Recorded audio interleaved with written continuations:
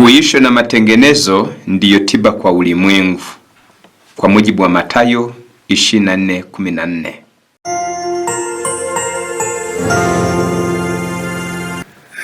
Na wasalimu nyote wasikilizaji mnao tusikiza hapa kwenye runinga. Bwana Yesu asifiwe na Bwana awabariki. Kwenye kipindi chetu cha afya mko pamoja na ndugu Peter Mugunga, na kabla ya kuanza fundisho letu tutaomba. Tunakushukuru Baba mtakatifu na Yesu milele zote. Muda huu tunaenda kujifunza neno lako kupitia afya zetu. Tunakuomba uwepo wa Roho Mtakatifu ili uweze kutusaidia kuelewa maagizo yako, na ujapo tupate uzima wa milele. Walio wagonjwa wapone kupitia somo hili katika jina tukufu la Yesu Kristo Mwokozi wetu. Amina. Kama vile nimekwisha kuwaambia, tunaenda kujifunza ugonjwa wa kisukari au kisukari. Ugonjwa huu ni hali ya kiafya ambapo kiwango cha sukari kwenye damu huwa juu kuliko kawaida. Pia kwa sababu ya upungufu wa insulini au mwili kutotumia insulini vizuri. Jueni ya kwamba insulin hormone ambayo hutengenezwa na bandama ili kuweza kulinganisha kiwango cha sukari damuni au kuweza kusafirisha sukari kwenye neva, kwa hiyo kwenye seli za mwili. Kwa hiyo kisukari hutokea wakati mwili una matatizo ya kutumia au kuzalisha insulin.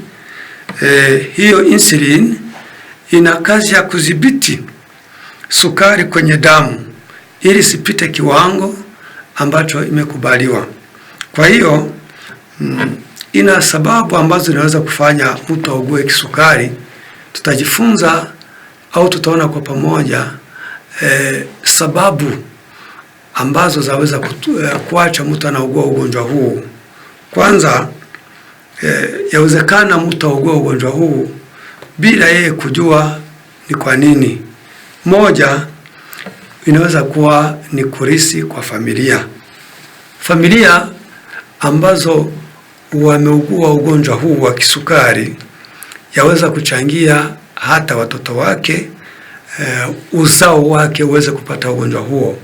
Unaweza kupatwa na ugonjwa huo, na hii kama vile ambavyo tutajifunza, mtu anaweza kuwa na shida ya kuwa na wazazi waliougua kisukari. Kwa hiyo ikiwa wazazi au ndugu wa karibu wana kisukari, hatari huongezeka. Kuna wengine ambao wana uzito, obesity, unene.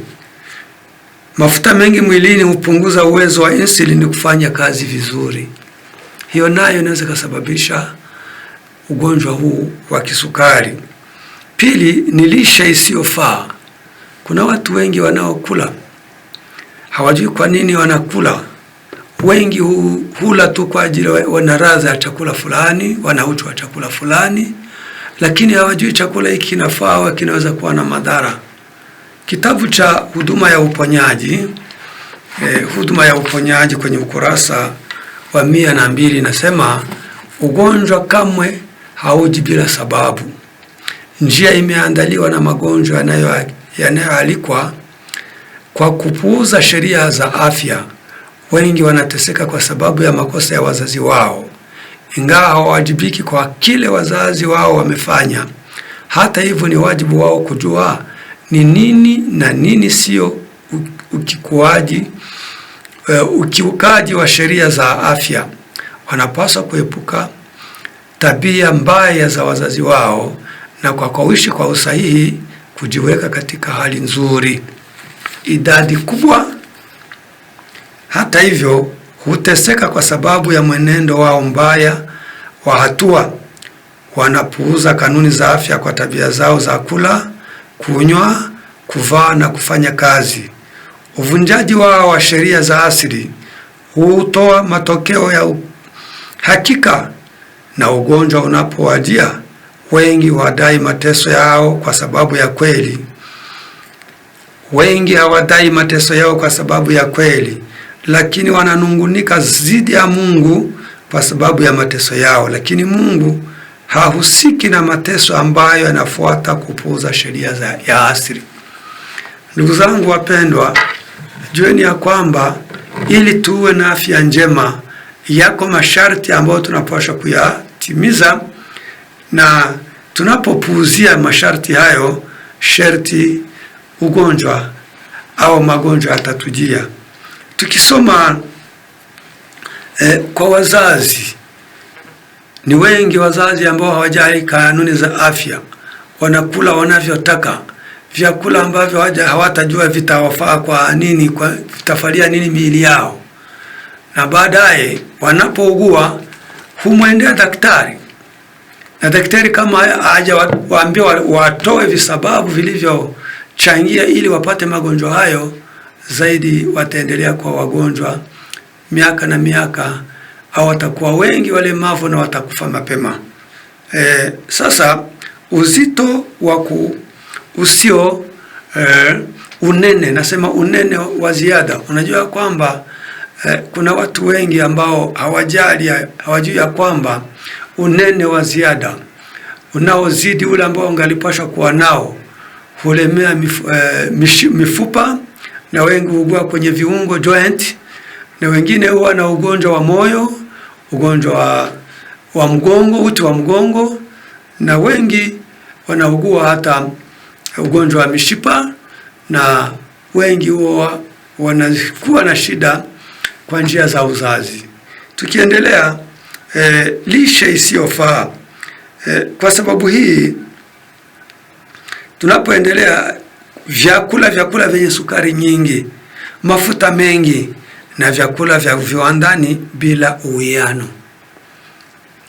Ni wengi ambao amekunywa sukari, amekunywa soda, juisi ya viwandani, mkate, hivyo vyote akivitumia kwa siku moja, ameingiza sukari nyingi kwenye mwili wake, na kweli bila shaka akiendelea kuvitumia muda mrefu, basi na vile vyakula ambavyo ni vya viwandani, vile ambavyo havina fibers, wengi utaugua kisukari.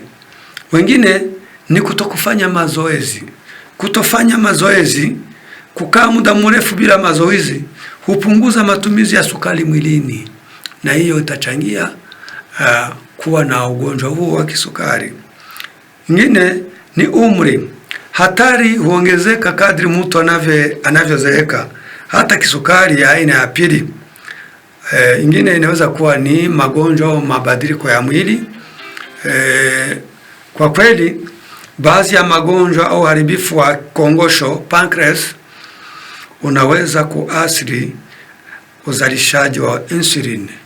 Sio bandama, ni kongosho. Kongosho ndiyo inayotengeneza insulin, na inaweza kutengeneza mara kwa mara, inachoka. Inapochoka, sukari ambayo inasukuma na ini kwenye damu, namna ya kuzuia au kuiweka kwenye kiwango kinachofaa itaingia bila kizuizi, na wengi watakuwa na shida hiyo. Kwa kuendelea kuwaelezea zaidi, kuna baadhi ya kina mama wanapokuwa wajawazito, hao wanakuwa na shida ya kisukari, baadhi kupata kisukari cha ujauzito kutokana na mabadiliko ya hormone. Akina mama ni wengi ambao wanaweza kuwa haugui kisukari, lakini wanapokuwa wajawazito, wanapomwendea daktari, anasema kwamba wewe una kisukari. Atakapojifungua, unaona, anaanza kula vizuri, kufanya mazoezi, ugonjwa huo unaanza kupungua, na mwisho atakuwa na hali nzuri. Na ni dalili gani ambazo unaweza kutazama na kujua wewe una ugonjwa huu? Tunapoendelea kusema, ukiwa na dalili hizi au dalili zifuatazo, jueni ya kwamba wewe umeugua kisukari. Nitasoma mara dalili ya kwanza ni kuwa na kiu sana na midomo mikavu. Waweza kujihisi kiu unapokunywa maji, lakini kiu haitamalizika, itaendelea, na kwa hiyo midomo itakuwa mikavu. Pili ni kwenda haja ndogo mara kwa mara. Baada ya dakika 10 unarudi nenda kukojoa, baada ya dakika 5 nenda kukojoa, lakini kiu haitakwisha ingawa utayatumia maji mengi. Kwa watu wengi hata masaa ya usiku huwa hawapati nafasi ya kulala kama inavyofaa.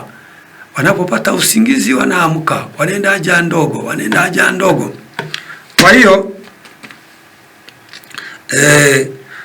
kuwa na nia ya kwenda kukojoa mara kwa mara, na itakuwa ni dalili moja inayodhihirisha kwamba kweli, ikiwa na hii dalili ya kwanza na ya pili, jueni ya kwamba kuna tatizo kwako. Tatu ni kuwa na njaa hata baada ya mlo. Unaisikia wewe njaa, hujui chakula kimekwenda wapi, umekula sahani, chakula kimejaa sahani, unakula, baada ya kula hisi tena njaa. Hiyo inakuwa kwa wengi ambao wameugua ugonjwa huu. Ifuatayo dalili ya 4 ni udhaifu na uchovu bila kufanya kazi yoyote. Hiyo nayo ni dalili nyingine inayodhihirisha kwamba mwili wako umezoofika sana. Pili, 5 ni shida ya macho. Unaweza kusikia yani macho hauoni vizuri, labda watakupatia miwani, lakini hata hivyo utaona vitu kama vijidudu ambavyo viko mbele zako, unaona macho hauoni vizuri. Ifuatayo ni vidonda ambavyo haviponi kwa urahisi. Hata unapotumia dawa ingine, kwa wengi huwa wanapoteza uzito, unaona anakonda kabisa. Kwa nini umekonda? Ile utaiona kwa wengi. Dalili nyingine ni ugonjwa wa maambukizi, ugonjwa wa ngozi. Isipotibiwa italeta madhara yafuatayo: ni shida ya kukojoa, ugonjwa wa figo, ugonjwa wa macho, sehemu ya jicho kunakuwa lenzi inakuwa inaharibu mishipa ya fahamu ya jicho, mara nyingi kutokana na shinikizo kubwa ndani ya jicho. Hii inakuwa ni shida kubwa na unaweza kusababisha upofu. Ni wengi ambao wanaweza kuwa na shida hii. Dalili nyingine ni ugonjwa wa neva. Ni hali ambapo mishipa ya neva inaharibika na inaweza kusababisha maumivu makali, ganzi, udhaifu wa mwili, na itakuwa na uharibifu wa mishipa ya fahamu. Dalili nyingine ambayo inaweza kufikia kama ugonjwa huu hautibiwi ni kuganda kwa mafuta kwenye mishipa ya damu. Hii mishipa ya damu huwa migumu kwa sababu ya mafuta. Ni hali ambapo mafuta hasa cholesterol hukusanyika ndani ya mishipa ya damu na kusababisha mishipa kuwa membamba au migumu, jambo ambalo linaweza kuathiri mzunguko wa damu. Hii inaweza kuwa shida nyingine kama ugonjwa wa kisukari au tibiwi. 5 ni magonjwa ya mishipa ya damu. Haya magonjwa yanayoathiri mishipa ya damu ni arteri na neva, kama vile kuziba au kuzoofika kwa mishipa, na yanaweza kusababisha matatizo kama shinikizo la damu au matatizo ya moyo. Jueni ya kwamba ugonjwa huu ni ugonjwa ambao unahatarisha watu wengi, na katika nchi zile zinazokuwa ni nchi za maendeleo, ugonjwa huu kabisa umekita, na wengi wameiaga dunia bado wakiwa vijana, hawajawa wazee. Lakini tuna Mungu ambaye anaweza kutusaidia ili tuweze kusimama imara na kuepukana na ugonjwa huu. Ugonjwa mwingine, dalili nyingine ni matatizo ya ujauzito. Changamoto zinazoweza kutokea wakati wa ujauzito na kuathiri afya ya mama au ya mtoto. Jamani, jueni ya kwamba tulapo, ni katika kitabu cha Wakorintho wa kwanza sura 10 fungu la 31, nasema mlapo, mnywapo au mnapofanya kitu chochote, fanyeni kwa utukufu wa Mungu. Tusipojali afya zetu, tusipouliza Mungu kwa nini umetupatia chakula, ni chakula gani ambacho kinaweza kutusaidia ili tuwe na afya njema, basi madhara yatatujia bila sisi kuelewa. Jambo lingine ni afya ya kinywa. Meno, fizi nazo zinaweza kuathirika. Wengi wanaweza kuwa na meno ambayo hayana nguvu, wengine yanatokea. Fizi nazo wanaumwa hata wanapoosha meno, na unaona wengi damu inatokea, meno hayatakuwa na nguvu. Unaona ya kwamba hiyo ni changamoto kubwa kwa watu wa Mungu, kwa kila kiumbe. Jueni ingine ya kwamba kuna kile ambacho wanaita apnea usingizi. Hii apnea usingizi ni nini? Kwa wale ambao wanasikia neno hili, ni kukatika kwa upumzi wakati wa usingizi, wakati ambapo mtu hupata vipindi vya kusimama na kupumua akiwa amelala, jambo linaloweza kuathiri ubora wa usingizi na afya kwa ujumla. Unaweza kuwa umelala, lakini hata kama umelala unasikia pumzi inakutoka, hapo unaamka bila wewe kujua, unaamka ili uweze kupumua. Hiyo ndio wanaita apnea ya usingizi. Nyingine ni upungufu wa kusikia. Ni hali ambapo mtu anasikia kwa shida au hawezi kusikia kabisa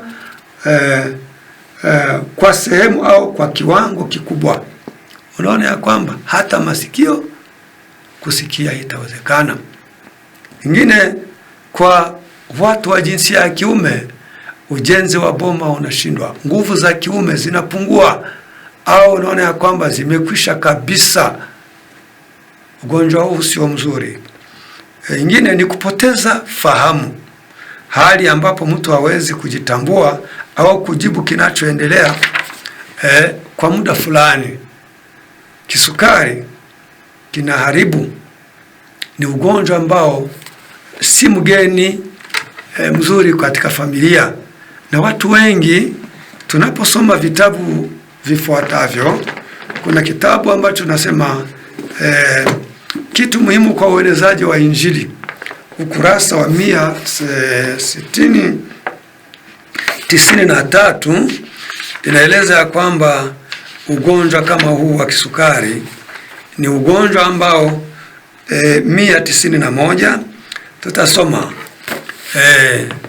Kisukari ni ugonjwa unaokuwa na unaoendelea kwa kasi katika nchi ambazo ni za maendeleo. Ilizirika ya kwamba mnamo mwaka 2011 milioni 366 au 8.3% kwa watu kati ya umri wa miaka 20 hadi 79 walishikwa na ugonjwa huu katika ulimwengu, na watu walioiaga dunia walikuwa milioni 4.6 katika mwaka huo. Ni 80% kwa wale waliokuwa wameugua ugonjwa huu katika ulimwengu mzima. Ndugu zangu, ilizirika ya kwamba ugonjwa huu, watu wanaoishi maisha ya kutofanya mazoezi, wanaokaa, uzito unaendelea, wanafikiri ya kwamba wakiwa wanene, tumbo la kitambi, wanakaa wanakula pesa wanatumia pesa pasipo kufanya mazoezi. Wale watu wanaharibu afya zao. Tulipoumbwa, Mungu alikusudia tufanye kazi. Baada ya kufanya kazi, tuwe na muda wa kupumzika. Na pumziko nalo ni kweli. Kuna wengine ambao hali ya maisha, kuishi katika mazingira magumu, unakuwa na wasiwasi, mara nyingi ugonjwa huo waweza ukajitokeza.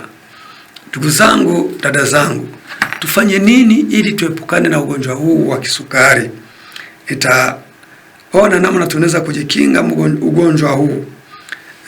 Tutasoma kwanza ni chakula bora. Ongeza mboga, matunda, maharagwe na nafaka zisizokobolewa. Punguza sukari, vinywaji vitamu na vyakula vya mafuta mengi. Fanya mazoezi mara kwa mara. Tembea, kimbia au cheza mchezo angalau dakika 30 kila siku. Epuka unene kupita kiasi. Dumisha uzito wa mwili unaofaa kwa kula na kufanya mazoezi. Punguza vyakula vya haraka. Ndio anasema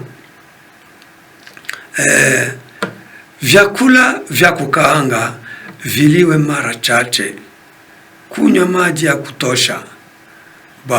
Badala ya soda na juisi zenye sukari nyingi, tumia maji. 6.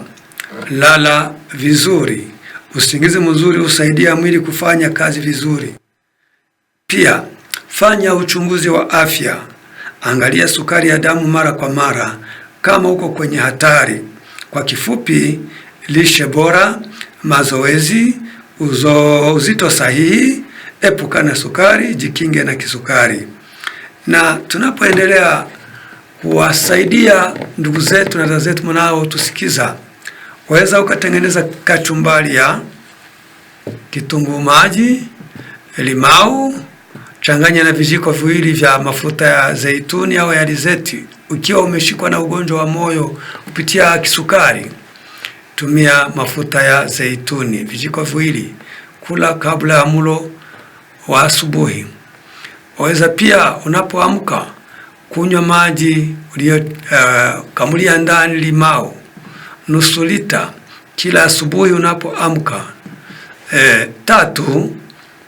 Kula hata njegele ambazo waweza kutengeneza njegele zisizo kavu mbichi, pamoja na ndizi ambazo si ndizi mbivu. Unakula pamoja. Fanya mazoezi na Mungu atakusaidia. Chakula cha jioni waweza kutumia hapo pamoja na kitunguu saumu punje 3. Kula kabla ya mlo. Usitumie chakula kinachokaangwa usiku. Acha vyakula vyenye mafuta kutokana na wanyama. Ni kusema nyama waweza ukaacha ili cholesterol yako isije ikapita kiwango. Jambo lingine, chakula ambacho unaweza ukakitumia kiwe chakula ambacho unajua kwamba mwili nao unakihitaji. Wanaokula kwa sasa, jueni ya kwamba chakula nilacho kitafaa kwa ajili ya afya ya mwili wangu. Kama sivyo, weka kando.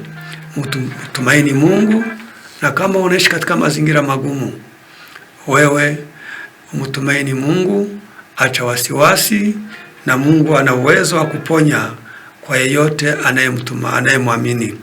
Basi kwa machache, somo hili ni endelevu. Tumtumaini Mungu, na agano lake katika kitabu cha Kutoka 15 fungu la 26 inasema kwamba unapomtii Mungu na kuenenda katika na kuenenda katika njia zake na kuyatii maagizo yake, magonjwa aliyowapata wa Misri hautayapata wewe. Hebu Mungu atusaidie, atuwezeshe kuyatekeleza aliyo mapenzi yake, na ugonjwa huu tunaamini ya kwamba Mungu atatuponya. Muwe na amani Yesu Kristo. Na somo hili, yeyote anayehitaji usaidizi zaidi atatuita kwenye namba ambayo mnaiona hapo kwenye screen. Mungu awabariki na awaponye katika jina la Yesu. Tutaomba. Baba mtakatifu, unaishi milele zote, tunakushukuru kwa muda huu ambao tumepata wa kuzungumza na wale uliowaumba. Tunajua wengi ni wagonjwa, uwatibu, na ushauri huu uweze kusaidia kila mmoja wetu. Ni ombi letu kupitia jina tukufu la Yesu Kristo Mwokozi wetu. Amina.